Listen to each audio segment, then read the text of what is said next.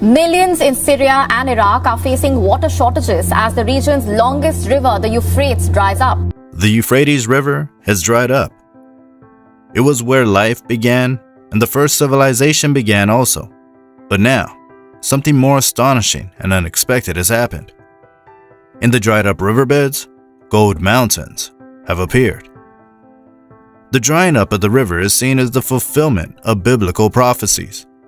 What does the appearance of gold mountains mean? How can a mountain appear out of nowhere in a riverbed? Join us as we dive into today's video on more interesting details about the gold mountains that just appeared in the Euphrates River. As the water level has been dropping in the Euphrates River over the last 3 years, a number of archaeological sites were discovered. They were drowned in the waters of the two rivers that flow through Syria, Iraq, and Turkey, and many valuable elements, including gold, were reportedly found under it. As the Euphrates River water levels receded over the years, an unbelievable sight emerged from the river. It was not a river monster, but a scene of mysterious gold mountains that had long remained hidden beneath the river's flow. These new formations have undoubtedly sparked curiosity and speculation in the world. The Euphrates River holds immense historical, cultural, and economic significance due to its vital role in shaping the development of ancient civilizations and sustaining modern societies. It provided life, nurtured the civilizations, and made urban centers thrive along its banks. Euphrates is named after the god of Assyria, which is current-day Turkey. The river Euphrates has a massive significance in biblical history. The first book, Genesis chapter 2, verses 10 to 14 reads, "A river flowed out of Eden to water the garden, and there it divided and became 4 rivers. And the name of the third river is the Tigris, which flows east of Assyria, and the 4th river is Euphrates." The river serves as a critical water source for numerous countries in the Middle East region. It provides fresh water for drinking, irrigation, and industrial use. Additionally, the river's flow has been used for hydropower generation. It supports the production of electricity in countries like Turkey and Syria. So clearly, the drying up of the Euphrates River has taken its toll on these countries that are dependent on it for their sustenance. Reduced water flow in the Euphrates directly contributed to water scarcity in the surrounding areas. This scarcity affected agricultural activities, drinking water supplies, and industrial needs. Communities that depend on the river for irrigation have faced difficulties in sustaining agricultural production, which ultimately leads to food shortages, economic hardships, and migration. So will the appearance of gold, let alone gold mountains, be a relief to these people? The most recent news regarding the Euphrates River is about the appearance of gold mountains in the Euphrates. From the beginning of civilization, gold has lured humans. It's a crucial asset to build up and guard wealth. The Egyptian pharaohs knew about the importance of hoarding gold. King Solomon accumulated wealth by collecting gold. Even in modern times, gold is seen as an asset. So will the appearance of the newfound gold be able to help people in the region, or will it fuel the clash between nations? From the history of humans, it is clear that wars will involve the most valuable resources. Like gold, even the latest videos from around the Euphrates River show people fighting for the grains of gold as they emerged on the riverbed. The Euphrates River itself is shared by several countries, including Turkey, Syria, and Iraq. The reduced flow of water in the river is already a trigger for conflicts over water allocation and usage. So with these gold mountains also, ownership claims by nations can lead to diplomatic tension in the relationship. Gold has been valuable to humans since ancient civilizations. It both practically and symbolically emerged from the Egyptians and the Incas. Gold has been used for millennia as a medium of exchange, a store of value, and pricey jewelry. Everyone agrees that gold has always been valued and will continue to be in the future. Since gold does not corrode, it became a sign of authority and immortality in many prehistoric cultures. It was scarce and limited. So gold was the perfect material for the ruling classes to use to assert their dominance and status due to its scarcity and beautiful features. But how did the gold come to be in the riverbed? Scientifically, gold can naturally occur in the Euphrates River and its surrounding areas through a geological process known as gold mineralization. Through the influence of river activities, gold particles or nuggets can be found in the sediment deposits in the river. This is called alluvial gold. This type of gold is harvested by the people here. As erosion and weathering break down the gold-bearing rocks, gold particles are released into the riverbed. These particles, in turn, are carried over by the flowing water.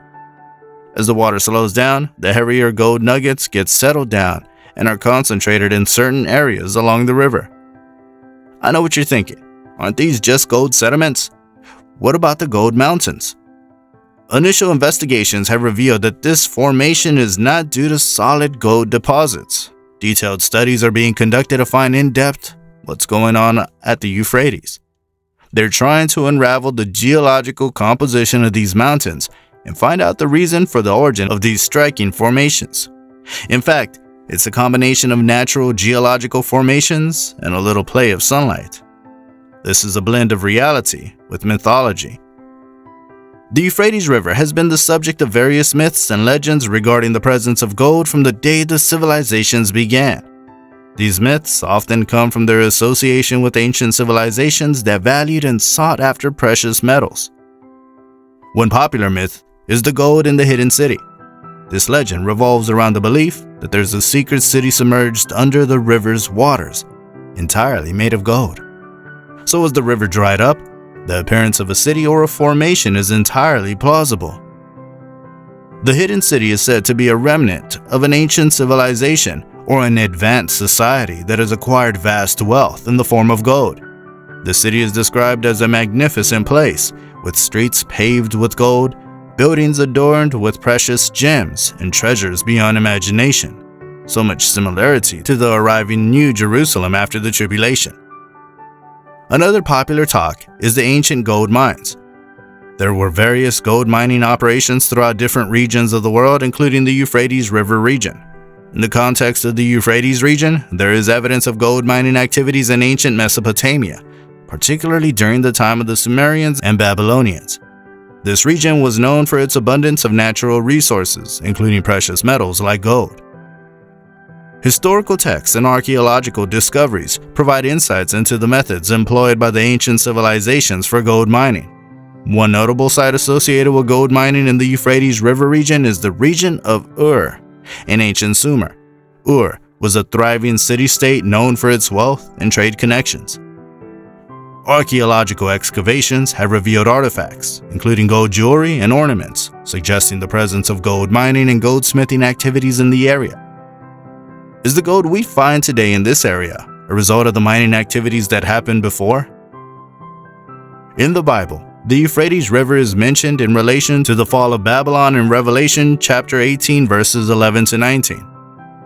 The chapter discusses Babylon's enormous wealth, describing it as a city of gold, silver, and precious stones.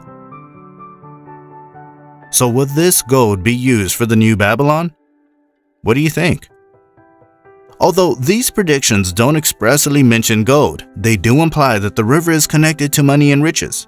These prophecies have been taken by some as proof that the river might have substantial gold reserves. That is, there might be gold in the river. The discovery of gold in the riverbed also raises concern about the potential for conflict in the Middle East region.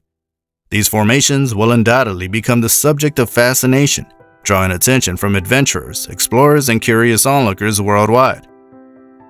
People will be eager to uncover the truth behind this shimmering sight. So authorities can create an atmosphere where the visitors can experience the magnificence of the gold mountains, at the same time preserving the integrity of the surrounding environment. This will be very helpful for the war-torn nations. With the drying up of the Euphrates, the livelihood of people living in its banks was already in danger.